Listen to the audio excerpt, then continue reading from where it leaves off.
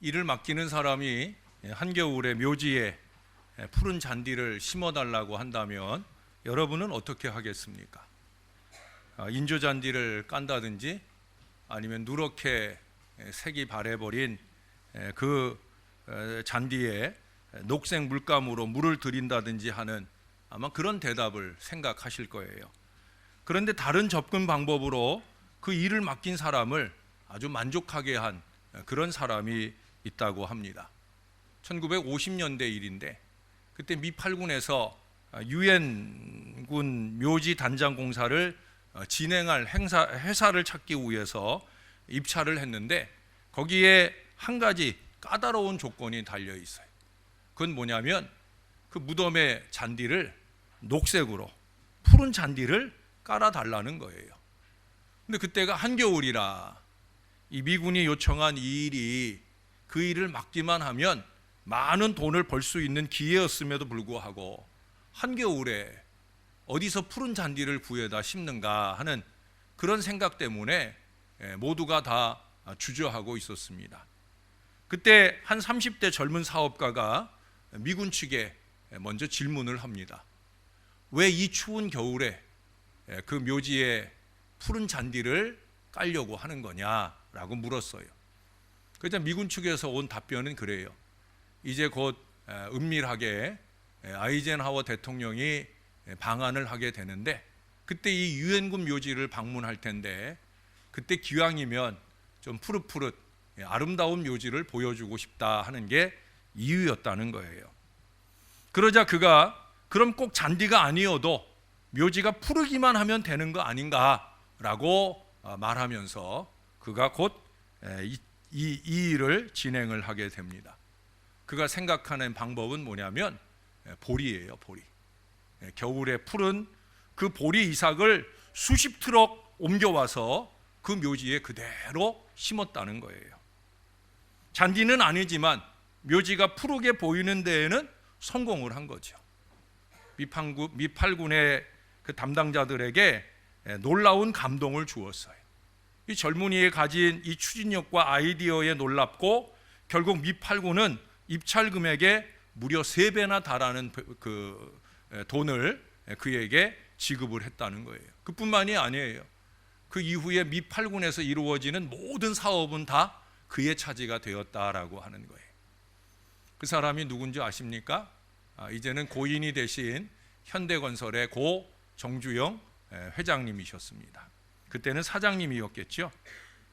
그는 모두가 다 방법을 놓고 고민은 하던 때 왜? 라고 하는 이 목적을 먼저 풀었기 때문에 결과라고 하는 답을 얻을 수 있었다라고 하는 거예요. 왜? 도대체 왜?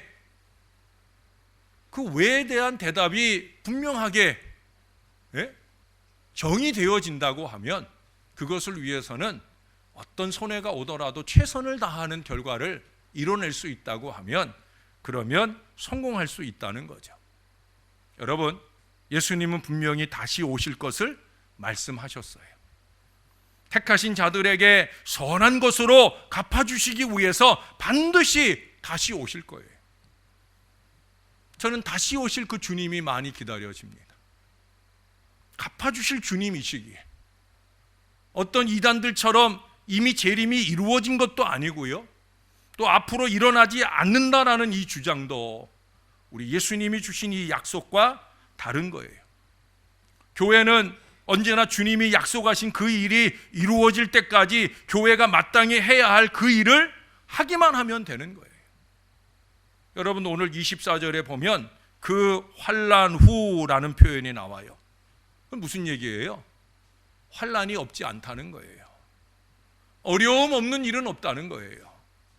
근데 중요한 건 뭐예요? 환난 후라고 하는 것은 환난을 통과하게 될 것을 말씀하고 있다는 사실이에요. 다시 말해서 어려움이 없는 것을 예상해서는 안 된다는 거예요. 다가올 어려움을 예상하면서 그 어려움을 능히 이기게 하실 하나님 앞에 더 많이 매달리고 더 많이 기도하는 거예요. 저는 그래서 교회에 어떤 일을 하려고 할 때 많이 기도합니다. 몇 달을 기도하고 몇 년을 기도하기도 해요. 그렇게 골몰하고 기도하는 중에 주님이 주시는 감동을 따라 일을 결정하고 진행하기도 합니다. 통과해야 되니까. 여러분 30절에 보시면 이 세대가 지나가기 전에 이 일이 다 일어나리라 하는 말씀을 해요. 예언의 성취가 이미 주님의 큰 계획 가운데 준비가 되고 이루어질 것이다. 이 세대가 가기 전에라는 건 주님의 때 이미 이루어진다는 거예요. 그걸 어떻게 알 수 있느냐? 여러분 35절에 보세요. 거기 보면 네 가지 시점이 나와요. 저물 때, 밤중, 다굴 때, 새벽이라고 하는 네 시점이 나옵니다. 그것은 당시 밤을 가늠하게 하는 시간 단위예요. 이스라엘 사람들이 밤을 구익 지을 때 이렇게 네 가지로 구익을 지어서 말하는 거예요. 근데 여러분, 그 네 가지 단어들이 예수님께서 고난당하시던 그 밤의 시점과 놀랍게 정확히 일치한다는 사실이에요. 주님은 종말의 미래를 말하고 계시면서 현재적 예수님이 십자가에 달려 죽으실 그 종말도 말하고 있는 거예요. 주님은 저물 때 자기를 파는 자들과 함께 식사를 하셨습니다. 밤중에 겟세마네 동산에 가서 기도하셨고 또한 잡히셨어요. 닭이 울 때 재판을 받으셨고요. 그리고 새벽에 빌라도에게 넘겨지셨습니다. 주님은 그야말로 말씀하신 그대로 되어지는 것을 친히 보여주셨다는 거예요. 여러분 언제나 그렇습니다. 말씀대로 되는 거예요. 그러므로 우리는 말씀에 대하여 아멘하고 그 아멘한 말씀에 대하여 순종하면서 기도하면서 기다리면 되는 거예요. 예수님은 이런 길고 험난한 밤에 깨어 계시는 신앙을 통해 끝내 승리하셨잖아요. 주님께서 채찍을 맞으시고 십자가를 질질 끌고 가시며 십자가에 달려 돌아가실 때 사람들은 말했지요. 실패다. 끝났다. 그러나 예수님은 뭘 보고 계셨어요? 영광의 부활을 바라보셨어요.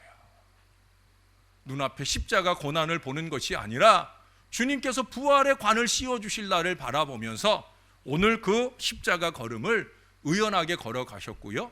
끝내는 이기시는 승리의 역사를 우리에게 보여주셨다라고 하는 거예요.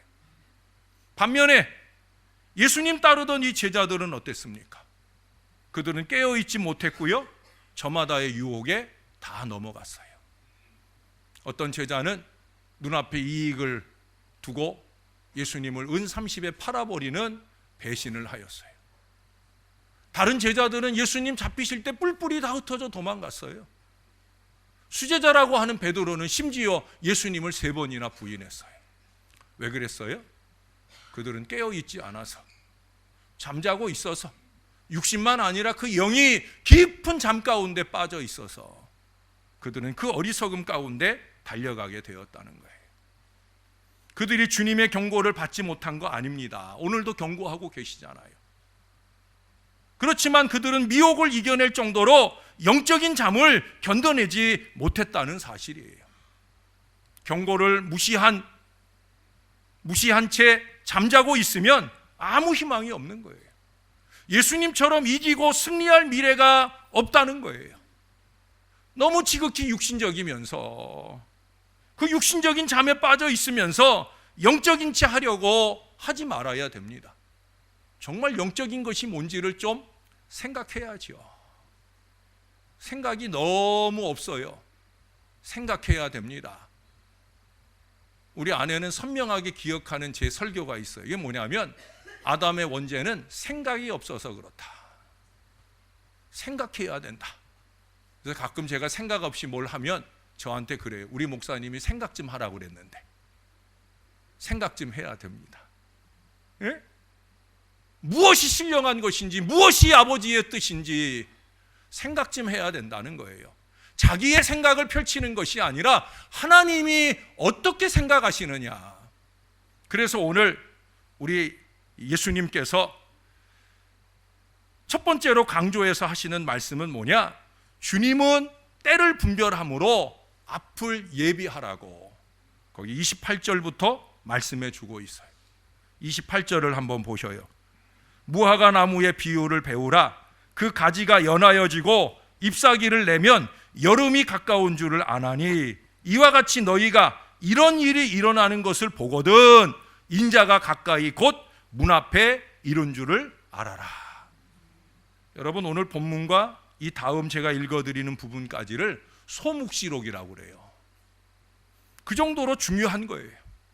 마태복음에서는 24장 25장에 해당되는 이 소묵시록, 오늘 본문은 때에 대해서 이 말씀을 펼쳐가고 있어요. 그래서 우리가 읽은 부분에서도 그때라는 말이 계속 반복해 나오잖아요.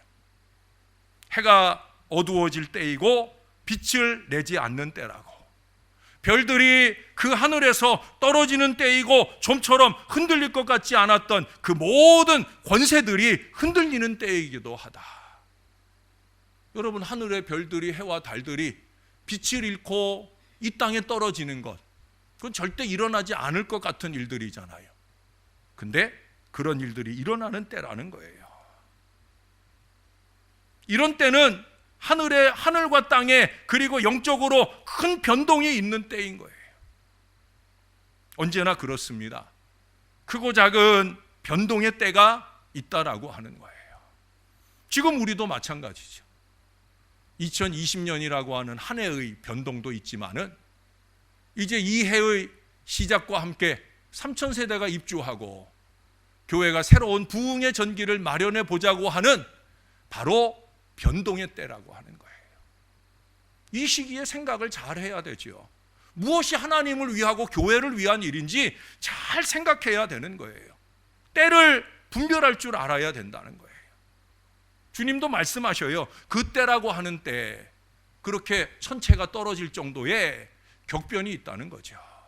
혼란이 있다는 거예요. 어려움도 있다는 거예요. 근데 거기까지만 말하지 않으셨잖아요. 26절에 뭐라고 그래요? 감사하게도 인자가 큰 권능으로, 큰 영광으로 오는 일도 벌어진다. 할렐루야. 우리 주님이 큰 권능으로 우리와 함께 하시는 일도 벌어진다. 그 말씀을 해주고 있는 거예요. 상황과 환경에 따라 덜덜덜덜 떨고 안 한다 못한다 할 일이 아니라는 거죠. 주님이 도와주신다고 임마누엘 하시는데 그것만 아니잖아요. 그 다음 27절에 뭐라고 그래요? 천사들이 주님의 사역에 동참하는 때이기도 하라는 걸 우리에게 가르쳐줘요.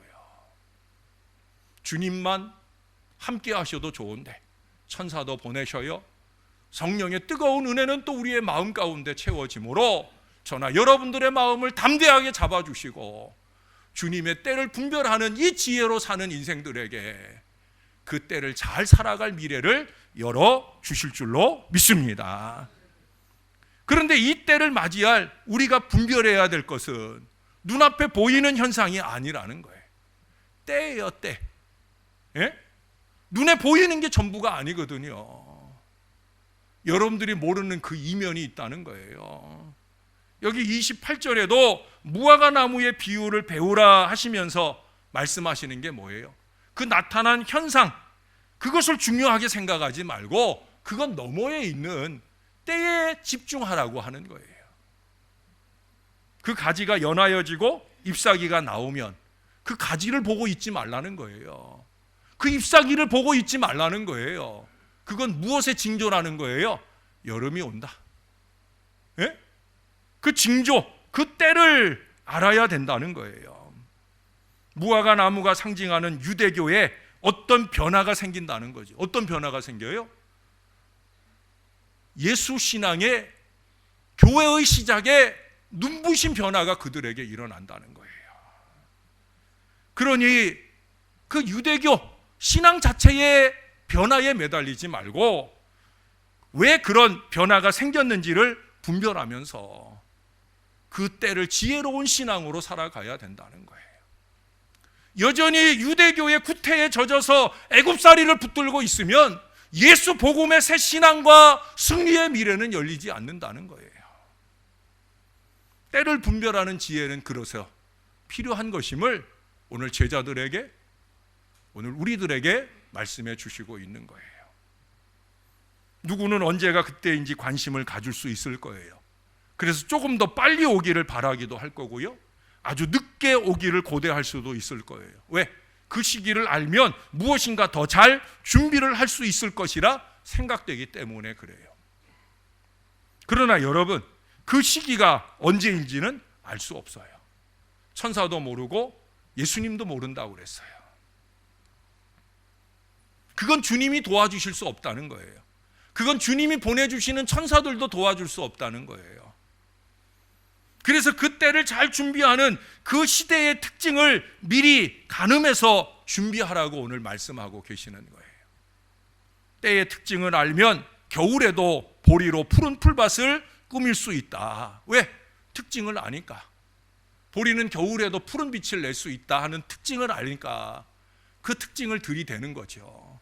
그리고 성공하는 거예요.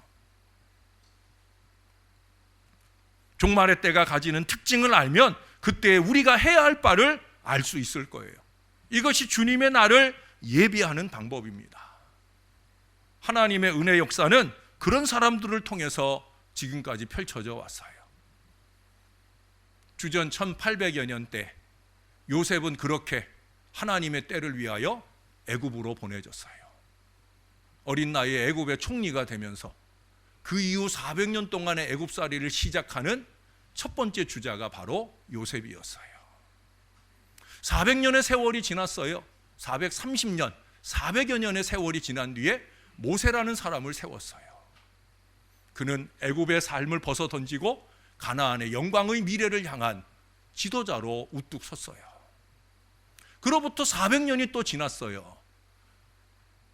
다윗이라고 하는 위대한 인물이 일어납니다. 그를 통해서 하나님은 또 다른 왕정시대의 위대한 역사를 펼치게 하셔요. 물론 또 다른 400년이 지난 뒤에 안타깝게도 이스라엘은 멸망의 미래를 가게 됩니다. 여러분, 사실은 하나님이 다윗을 먼저 택한 게 아니잖아요. 그 전에 누가 있어요? 사울이 있어요. 사울. 왕정시대의 시작, 이 격변의 지도자로 세움받은 것은 사울이에요. 그의 문제는 뭡니까? 눈앞에 현상에 매달려서 스스로 망가지고 말았다는 거예요. 사람들의 소리에 미혹이 되는 거죠. 사람들이 말하기를 사울이 죽인 것은 천천히요, 다윗이 죽인 자는 만만이다. 획가닥 돌아버린 거예요. 이기적인 마음이 그 마음에 있으니까 사울이 죽인 자는 천천히요, 다윗이 죽인 자는 만만. 아니, 자기 사위가 만만이라고 그렇게 칭찬받으면 좋은 마음이어야 되는데 사람이 이기적인 마음이 들면은요, 자식도 안 보이는 거예요. 자식도 안 보이는데 공동체가 보이겠어요? 하나님의 뜻이 보이겠어요? 절대 아니에요. 그래서 저는 이기와 욕심이 싫은 거예요. 거기 미혹되면 장사가 없거든요. 사람들의 그 소리에 미혹되어 가지고 사울이 획가닥합니다. 그 이후의 여정은 어떻습니까? 그는 하나님께서 그 전쟁에서 이긴 모든 생명을 다 멸하여 제물로 드리라 하는데 하나님의 그 뜻이 안중에 없어요. 인간적으로 생각하고 육신적으로 생각하고 세상적으로 생각하고 백성들이 말하는 대로 따라갑니다. 그래서 그 제물 중에 일부를 남겨두는 어리석음을 범하면서 그 불순종의 미래를 살고 멸망의 미래를 가게 된다는 거예요. 미래가 없어요. 그러나 다윗은 어떻습니까? 모세는 어떻습니까? 요셉은 어떻습니까? 그들에겐 미래가 있었다는 거예요. 자기들만을 위한 미래가 아니라 이스라엘 전체 공동체를 위한 미래가 열렸어요. 어떻게 열렸어요? 그들 앞에 있는 모든 고난을, 광야에서 만난 모든 고난을, 옥에 가둬지기도 하고 어려움을 당하는 모든 고난 가운데서라도 임마누엘 하시는 하나님을 바라보고 말씀과 기도로 매달리기에, 그래서 요셉이 있고 모세가 있고 다윗이 있는, 그들을 통해 위대한 미래가 열리는 놀라운 은혜가 있다는 거예요. 때를 아는 거죠. 그래서 오늘 주님은 두 번째로 이 때의 분별을 위해서 31절에 보시면 이런 말씀을 해요. 천지는 없어지겠으나 내 말은 없어지지 아니하리라. 뭔 얘기예요? 말씀을 붙들라는 얘기죠. 역사는 계속해서 하나님의 때를 향해서 나아가고 있습니다. 하나님께서 궁극적으로 완성하실 새하늘과 새 땅을 향해 꾸준히 나아가고 있어요. 혹자는 옛 이스라엘이 지나가고 새 이스라엘이 이르러서 교회 시대가 열렸기 때문에 그것이면 족한 게 아니냐라고 말하는 사람들도 있었습니다. 아닙니다, 여러분. 하나님의 관점에서 교회 시대가 궁극적인 목표가 아니잖아요. 그 다음이 있어요. 언제나 그렇습니다. 하나님은 그 다음에 큰 그림이 있다는 거예요. 여러분, 목회가 힘들고 어려운 것은 하나님의 그 다음 큰 그림을 보고자 하는 목회를 하기 때문에, 그것이 목사 혼자 보는 다음 그림이 아니라 온 교회가 보는 그림이면 문제가 없는데, 목사 혼자 보는 그림이 되면 예수님 당시처럼 어렵고 힘든 거죠.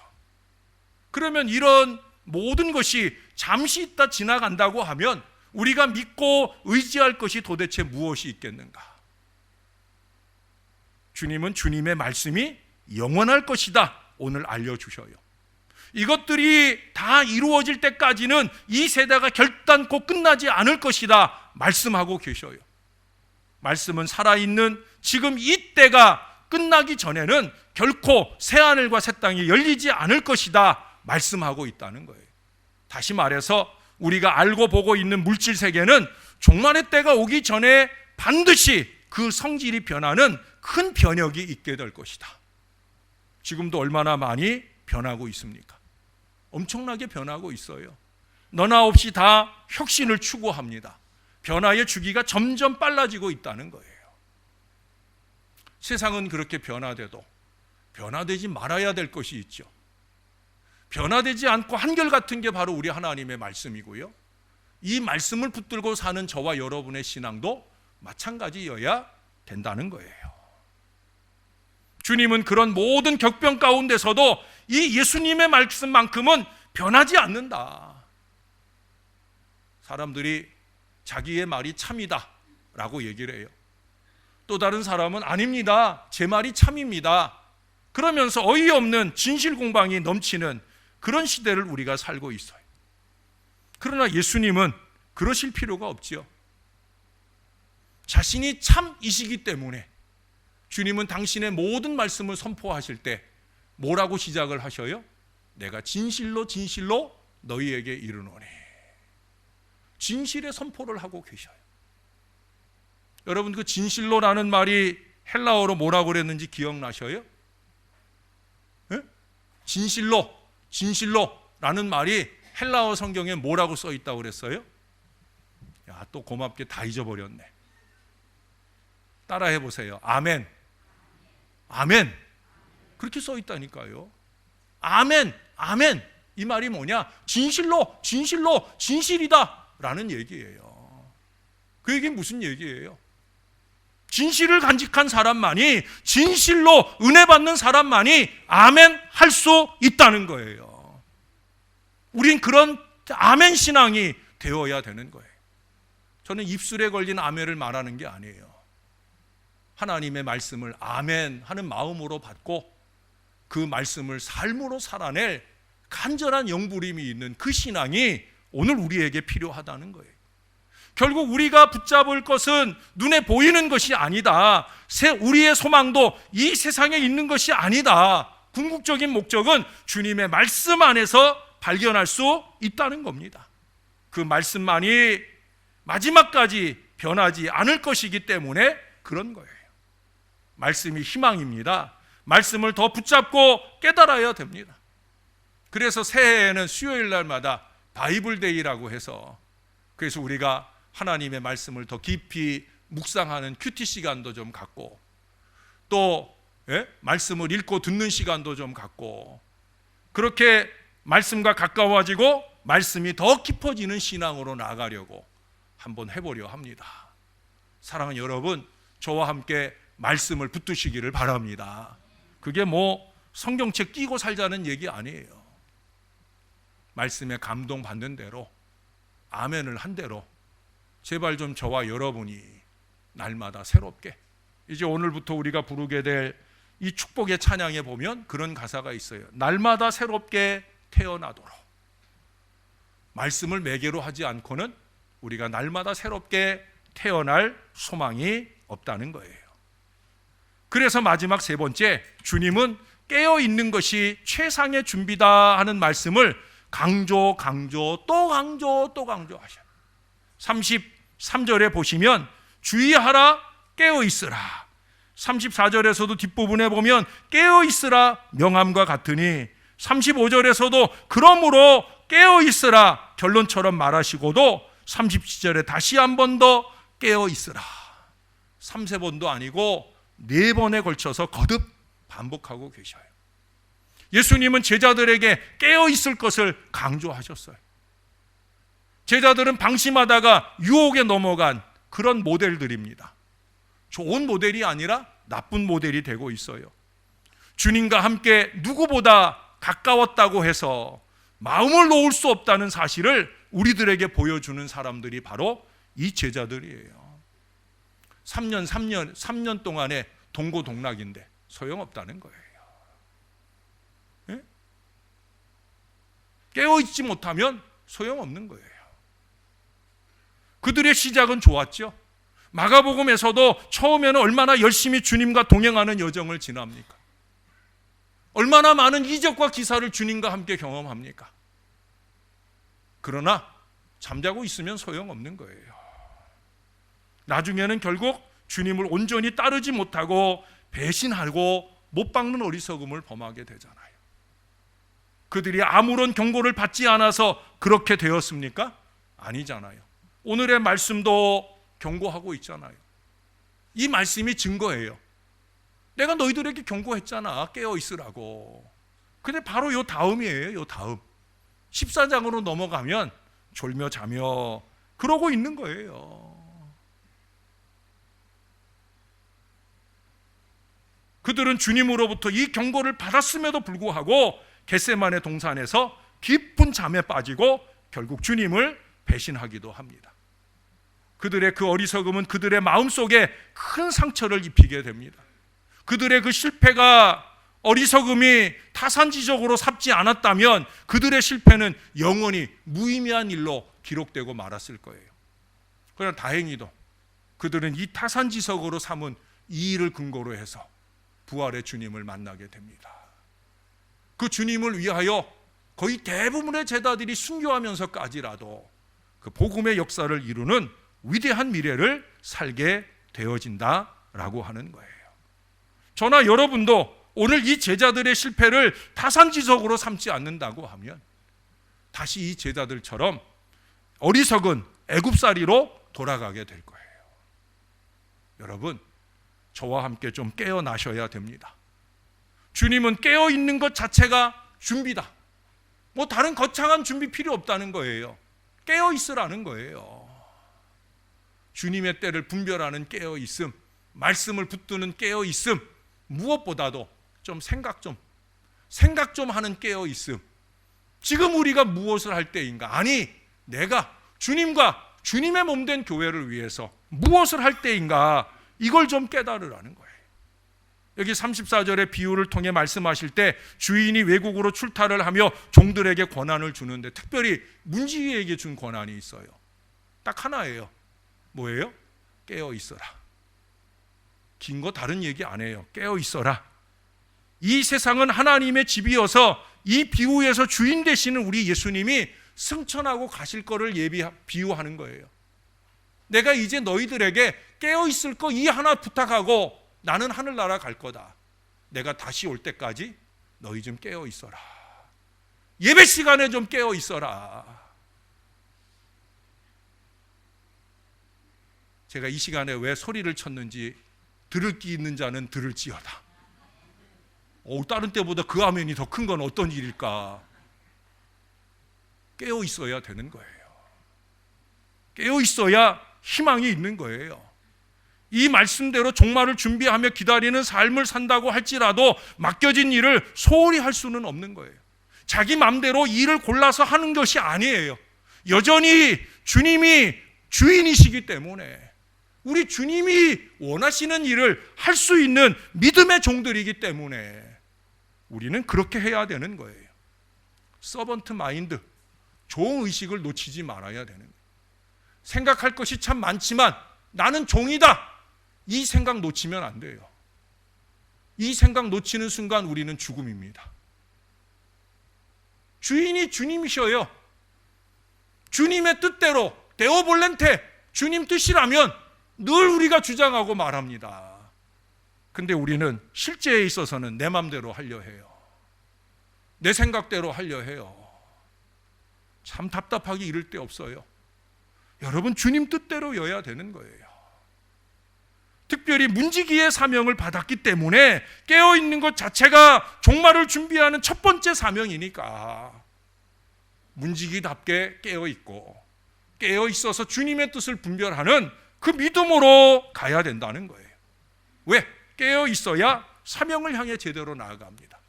영적으로나 육적으로나 깨어있어야 되는 거예요. 신령하게 깨어있어야 하는 거예요. 그래야 성속을 제대로 구분하는 거예요. 무엇이 거룩한 것이고 무엇이 육신적이고 세속적인 것인지 이걸 구분할 지혜는 깨어있어야 가능한 거예요. 우리가 가야 할 길을 제대로 분별하게 되는 거예요. 하나님의 뜻을 제대로 찾아 전진할 수 있는 겁니다. 여러분, 우리가 기도로 깨어있지 못하면 잠꼬대 같은 소리만 하는 거예요. 네? 아침을 살지 못하고 밤의 어둠 속에서 목류병 환자처럼 어이없는 일이나 하며 헤매게 되는 거예요. 여러분, 목류병 환자 보셨어요? 저도 실제로 본 적은 없는데 언젠가 어떤 드라마에 보니까 목류병 환자가 보이더라고요. 밤새 돌아다녀요. 헛일하고 돌아다니는 거죠. 아침에 그가 깨어났을 때 발이 시커멓게 더러워져 있는 흔적은 있는데 자기가 뭐 한 줄을 몰라요.